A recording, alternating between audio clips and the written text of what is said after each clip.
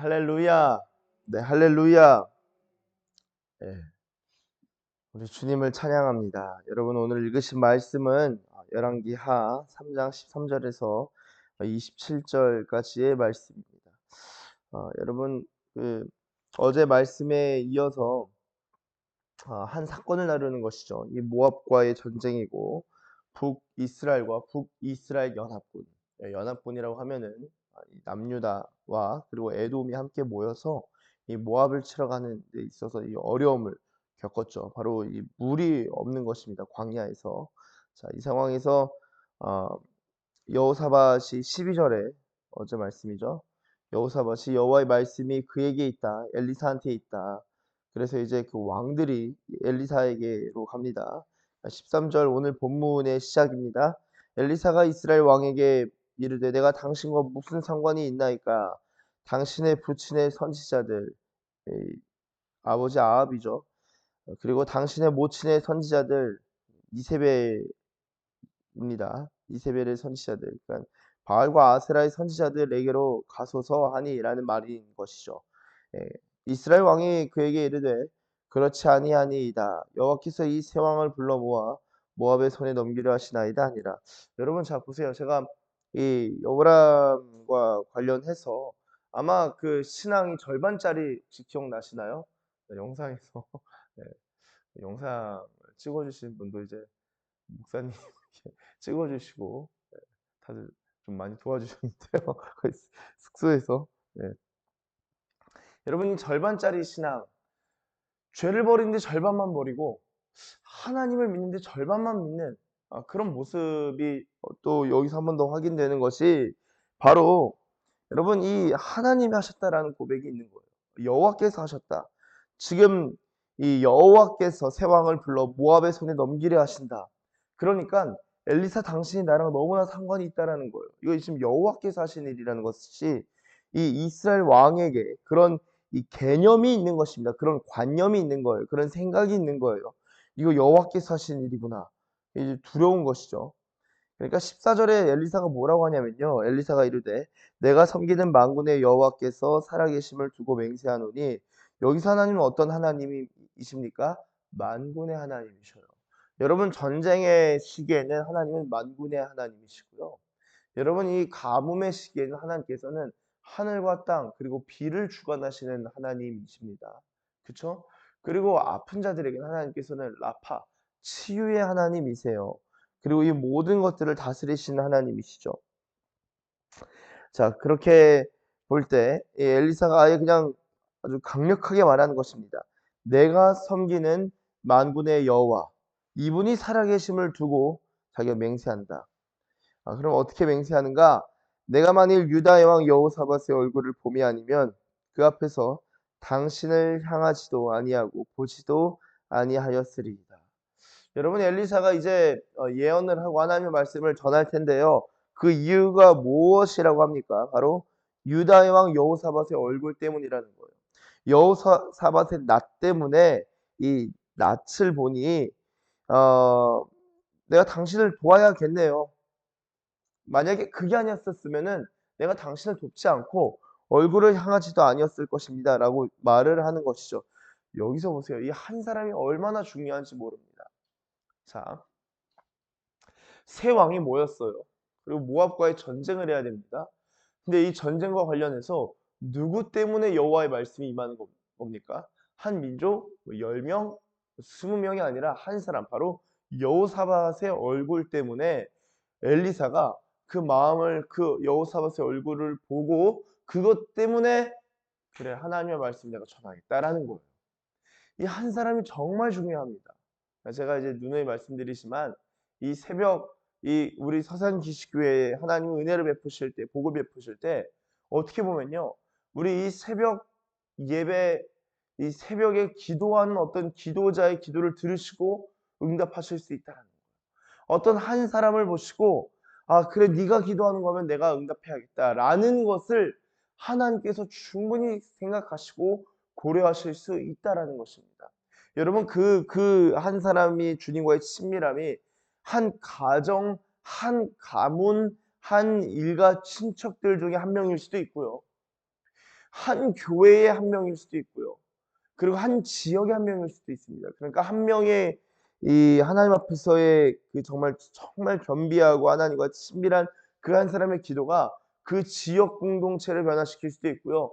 더 나아가서 한 국가에게도 영향을 크게 미칠 수 있고요.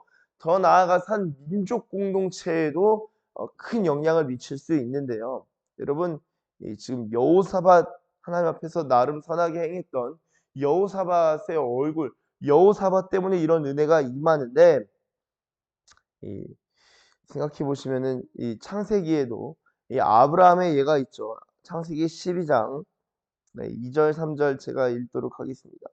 창세기 12장 2절 3절 제가 읽겠습니다. 내가 너로 큰 민족을 이루고 내게 복을 주어 내 이름을 창대하게 하리니 너는 복이 될지라. 너를 축복하는 자에게는 내가 복을 내리고 너를 저주하는 자에게는 내가 저주하리니 땅의 모든 족속이 너 아브라함 너로 말미암아 복을 얻을 것이라 하신지라. 아멘. 자, 여러분, 그리스도인은요 기본적으로 옆 사람 복받게 하는 사람이에요. 그리스도인은요 그 사람 때문에 그 옆 사람이 은혜를 받는 거예요. 여러분, 아브라함으로 말미암아 땅의 모든 족속이 복을 받는데요. 이 아브라함의 믿음과 아브라함의 복이 오늘 우리에게 주어졌습니다. 그리스도 예수 안에서 아브라함이 받았던 복이 오늘 황진호, 그리고 황진호 목사 내지는 김 집사님, 이 집사님, 박 집사님 한 사람 한 사람에게 아브라함의 복과 믿음과 아브라함의 복과 은혜가 임한 거예요. 그럼 여러분, 저로 말미암아 여러분들이 은혜를 받는 것, 복을 받는 것이고요. 또한 여러분들로 말미암아 제가 복을 받고 은혜를 받는 거예요. 이게 원래 교회 공동체의 모습이라고 생각을 합니다. 그리고 저로 말미암아 저희 가족이 복을 받는 거예요. 이거 너무나 당연한 이치입니다. 원리입니다. 아브라함을 부르신 이유 중에 또 하나가 의와 공도를 행하게 하려고, 하나님께서 하나님의 사람을 부르셔서 하나님의 의를 행하게 하시고 하나님의 공도를 행하게 하신 거예요. 그리스도인들은 옆 사람 실족하게 하고 옆 사람 넘어지게 하고 옆 사람 고개 갸우뚱하게 만드는 사람이 아니라 옆 사람 고개를 끄덕이고 하늘을 우러르게 바라보게 하는 사람인 거예요. 그러니까 오늘 내가 진짜 그리스도인인가라는 것을 알기 위해서는요. 어떤 분은 그런 얘기하셔요. 믿지 않는 사람한테 물어보라는 거예요. 믿지 않는 사람한테, 여러분 혹시 그 직장 있으시면 직장 동료분한테 그냥 물어보시는 거예요. 혹시 저 때문에 행복하세요? 저 때문에 기쁘세요? 그리고 옆 사람 정말 나 때문에 도움을 입는지 복을 받는지 은혜를 입는지 확인하는 것 중요합니다. 아브라함은요. 가는 곳곳마다 그 지역 사람들로부터 어떤 그 경외감, 하나님을 향한 경외감뿐만 아니라 그 사람에 대한 특별한 존중을 경험했던 사람이에요. 그게 아브라함이죠. 여러분, 아브라함 한 사람 때문에 땅의 모든 족속이 복을 받습니다. 자, 이게 로마서 5장으로 가시면요. 이 한 사람이 얼마나 중요한지 몰라요. 로마서 5장 17절 제가 읽도록 하겠습니다. 로마서 5장 17절입니다. 제가 한번 읽겠습니다. 네, 읽겠습니다. 한 사람의 범죄로 말미암아 사망이 그 한 사람을 통하여 왕노릇 하였은즉 더욱 은혜와 의의 선물을 넘치게 받는 자들은 한 분 예수 그리스도를 통하여 생명 안에서 왕노릇 하리로다. 그런즉 18절입니다. 그런즉 한 범죄로 많은 사람이 정죄에 이른 것 같이 한 의로운 행위로 말미암아 많은 사람이 의롭다 하심을 받아 생명에 이르렀느니라. 아멘.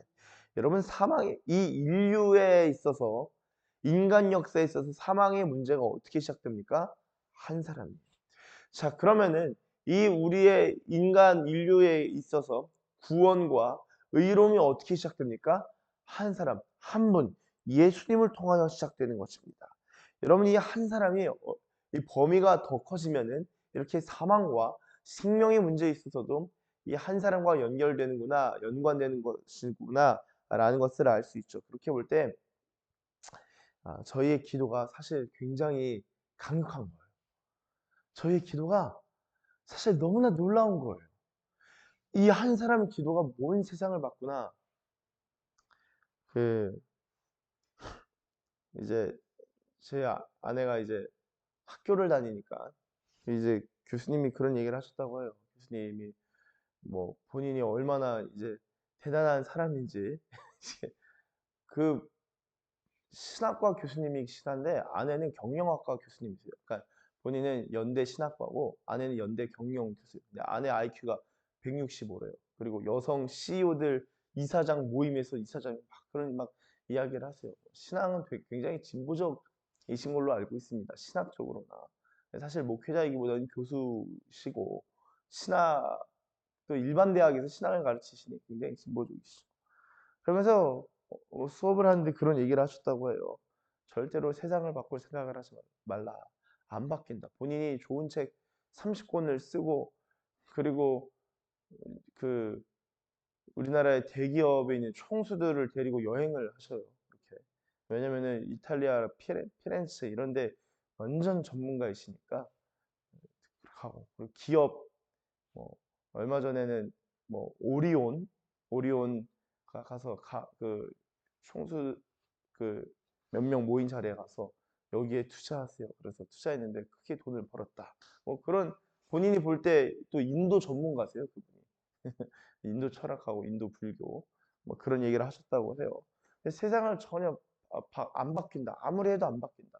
자신 뭐 아무리 노력하고 열심히 해도 안 바뀌니까 바뀔 생각을 하지 말라. 바꿀 생각을 하지 말라. 그래서 이제 그 말을 이제 아내랑 대화를 하는데 그런 얘기를 듣고 이런 얘기를 했어요. 야, 놀랍다. 대박이다. 나는 세상 못 바꾸지만 하나님은 사람은 바꿔 가신다. 사람을 좀 바꿔야겠다. 나도 제가 변했기 때문에 여러분 변화라는 건 놀라운 거예요. 우리가 세상을 바꾸려고 하면요. 집니다. 그리고 지쳐요. 지고 지쳐요. 그런데 이 사람은 변하거든요. 사람 안 바뀌는데 그거는 하나님을 모르는 거예요. 진짜는 제가 원하는 것, 소망하는 것 자체가 바뀌었는데요. 저의 정체성, 제가 저를 인식하는 것 자체가 바뀌었는데요. 저희 삶의 방향과 삶과 죽음에 있어서 완전히 다른 생각과 그리고 완전히 다른 경험을 하게 됐는데요. 하나님의 계획 가운데 들어가는 삶이 얼마나 두근두근, 두근두근거리고 얼마나 때로는 막 진짜 익사이팅해요. 어떤 삶이 펼쳐질지. 아유, 교수님이 진짜 뭐 매일 하루에 200페이지씩 책을 읽은 것을 20년, 30년간 하셨다고 하시니까 예, 뭐 상당한 이제 진짜 지식인이고 인문학자죠. 그런데 참 세상은 못 바꾸지만 저는요 목회가 그냥 안 바뀌는 사람들하고 그냥 어울려 사는 게 아니라 사람이 변화되는 것을 확인하는 장소라고 생각합니다. 목회는 정말 놀라운 거예요. 저는 목회자죠. 그래서 제가 내가 더 낫네. 제가 그 얘기를 들으면서 뭐 CEO든 뭐든 그건 모르겠지만 내가 더 행복한 사람이네. 그래서 아내랑 맞다고. 그래서 세상을 바꿀 생각을 할 필요가 없는 거예요. 그건 주님이 알아서 하셔요. 그리고 때로는 급격하게도 바꿔가시고 코로나로도 미시고 때로는 급격한 대붕이 일어나기도 하고 때로는 뭐 여러 가지 기후 변화도 일어나고 뭐 여러 가지가 있지만 그건 주님이 하실 일이고 나는 하나님 내가 큰 일을 하려고 계획하지 않습니다. 예, 그런 고백도 시편에 있지 않습니까? 저는요 제가 변하는 거예요. 제가 변하는 걸 보는 것이고 저와 함께 예수님을 믿어가면서 우리가 하나님 안에서 함께 변화되어가는 모습을 우리가 함께 확인하는 겁니다. 이 교회 안에서. 그래서 내가 더 난데. 근데 사람이 바뀌면 세상이 바뀌잖아. 제가 이제 그 얘기를 하니까 아내가 고개를 끄덕이면서 오케이 열심히 해야지. 전도하러 가자. 그래 전도 약속도 잡고 이번 주에도 전도하기로 했어요. 사람은 변할 수 있는 거예요, 여러분. 그리고 그 변한 한 사람을 통하여서 세상이 변하는 거예요. 아브라함 한 사람을 통하여서 땅의 모든 민족이 복을 받는 거예요. 여러분 한 사람을 통하여 사망이 임할 수도 있지만 한 분 예수 그리스도를 통하여서 이 세상 가운데 생명이 그것도 영원한 생명이 이 땅 가운데 임하기 시작하는 것입니다. 여러분 한 사람의 문제예요. 이것을 정말 깊이 생각하시길 바랍니다. 여러분의 기도가 얼마나 강력한 것인지 여러분의 기도가 뭐 당장의 세상은 아니지만 하나님이 세상을 이뤄 가신 데 있어서 한 부분을 감당하는 것이고요. 그리고 우리의 기도가 이 세상을 결국에는 아주 큰 차원에서 바꿔가는 거예요. 왜냐하면은 하나님이 그 기도를 응답하시고 접수하시면은 하나님이 일하시기 때문입니다. 여러분, 우리 한 사람 기도가 그렇게 중요한 거예요. 여호사밧 한 사람의 얼굴을 본 것이 이 모압과의 전쟁에 있어서 하나님께서 그 이 승기를 주시는 일들로 작용하게 됩니다. 물론 그 반대의 예도 이제 뭐 므낫세 같은 경우도 므낫세 한 사람의 죄로 말미암아 유다의 심판이 임하죠. 이 므낫세라는 왕의 이 잘못된 행실로 말미암아 이 같은 어 그러나 완전 반대되는 예입니다. 자, 이것이 바로 14절 이야기고요. 그러면서 여호사밧의 얼굴을 보게 되었으니 이제 15절 이제 내게로 검은 고 탈 자를 불러오소서 하니라. 검은 고 탄 자가 검은 고 탈 때 여호와의 손이 엘리사 위에 있더니 여러분 이게 참 찬양의 중요성이에요. 자, 기도를 오래 하시고 싶으시면요. 사실 이제 저도 이 지금 유치부실에서 예배드리니까 저는 또 괜찮더라고요. 좋습니다. 다 가시고 나면 또 저만의 이제 기도 시간이 시작돼요. 기도하시다 보면요. 이 찬양과 기도가 같이 가는. 그래서 찬양 가운데 기도가 드려지고 기도 가운데 찬양이 드려지는 것입니다. 그래서 이런 것들이 지금 엘리사도 이 예언의 영이 임한 여호와의 손이 임할 때 이 음악, 그러니까 이 찬양과 경배가 있었던 것을 알 수 있죠. 다윗의 경우도 수금을 타면서 찬양하며 예배하고 기도했던 모습들을 볼 수 있습니다. 자, 그러면서 이제 16절 그가 이르되 여호와의 말씀이 이 골짜기에 개천을 많이 팔아 하셨나이다. 뜬금이 없죠. 하나님이 이기게 하신다도 아니고 개천을 팔아 이거예요. 여호와께서 이르시기를 너희가 바람도 보지 못하고 비도 보지 못하되 이 골짜기에 물이 가득하여 너희와 너희가 죽과 짐승이 마시리라 하셨나이다. 이것은 여호와께서 보시기에 작은 일이라. 여호와께서 모압 사람도 당신의 손에 넘기시리니. 자, 그러면서 이길 것이라는 것을 쭉 이야기를 합니다. 자, 잠깐 저를 봐주시면 감사하겠습니다. 18절에 하나님 보시기에 이거 작은 일이라는 거예요. 자, 개천을 많이 파라는 거예요. 하나님께서 이것을 물을 바람도 없고 비도 없는데 여기 물을 가득 채우실 거라는 거예요. 이게 말이 됩니까? 근데 엘리사의 신앙관에 있어서는 이것은 너무나 우스운 일이고 쉬운 일이라는 거예요. 하나님의 입장, 엘리사는 하나님을 사랑하고 하나님을 경외하고 하나님을 아는 자였는데 그가 볼 때에 엘리사, 하나님이 볼 때도 아니에요. 엘리사라는 사람이 볼 때 하나님 앞에서 이거 되게 쉬운 일이다라는 것입니다. 여러분 우리 입장에서는요. 새 왕의 힘을 합쳐도 한 나라 이기지 못하겠다라고 버벅거리고 힘겨울 때가 있는 거예요. 자, 그런데 하나님의 말씀이 딱 임하면요. 그거 쉬운 일 됩니다. 그거 작은 일 됩니다. 우리 인생의 큰 일이라고 생각하는 것도요. 하나님의 말씀이 임하고 하나님의 다스리심이 시작되면요. 그 어려운 일 가운데 그 불가능한 일 가운데 여호와의 손이 엘리사 위에 임한 것처럼 그 일 가운데 여호와의 손이 임하기 시작하면요. 그거 쉬운 일 된다. 결국에 이 일이 어떻게 마무리됩니까? 이 개천에 물이 가득하죠. 그런데 아마 그 개천, 그러니까 파낸 흙, 그게 아마 이 붉은 흙이 아니었을까라는 생각을 해보게 됩니다. 붉은 흙일 수도 있고요. 그리고 그런 토질로 말미암아 이 물이 찼을 때 햇빛에 반사되어서 이 붉게 느껴졌기 때문에 이게 서로 세왕이 모였는데 서로 치고받고 싸웠나 보다. 그리고 그냥 왔다가 패하게 되고 이제 북이스라엘과 북이스라엘 연합군은 모압에 대하여 승리를 거두게 되는데요. 여러분, 비도 없는데 어떻게 물이 가득 찼을까라고 생각할 때 이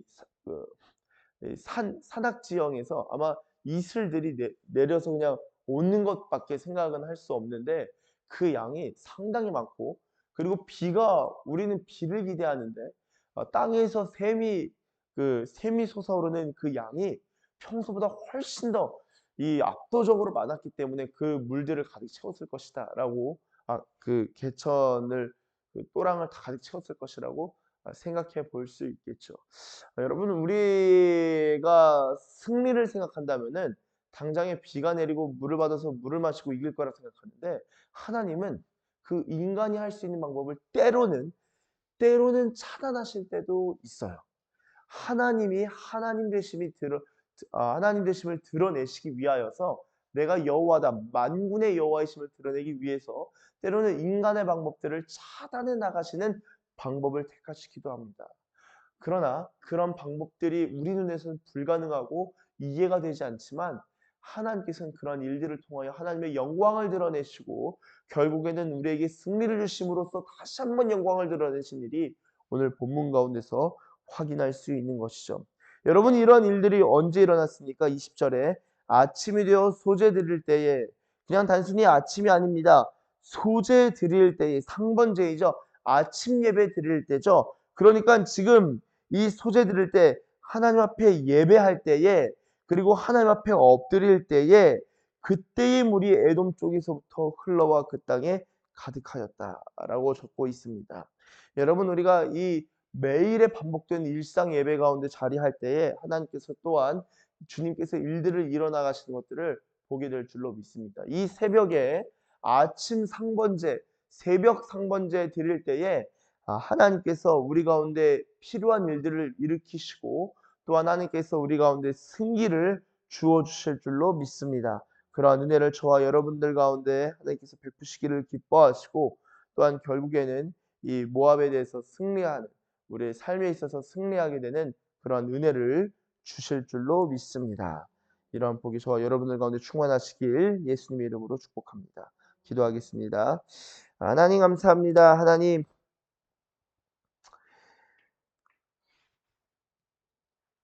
하나님께서 어느 공동체의 은혜와 복을 베푸실 때 한 사람을 보신다는 것을 우린 말씀을 통하여 확인하게 됩니다.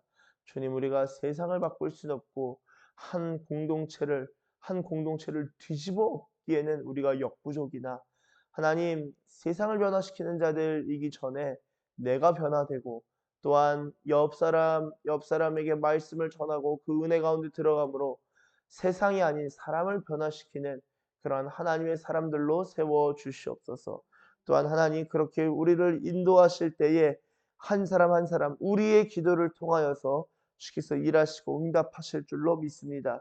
그러한 은혜와 복을 경험하고 또한 그러한 은혜와 복의 통로가 되며 은혜와 복을 흘려 보낼 뿐만 아니라 하나님 일하시는 것을 기다리고 하나님 일하시는 방법에 순종하고 하나님의 행하심에 하나님 놀라워하며 경배하는 하나님의 사람들 다 되게 하여 주시옵소서.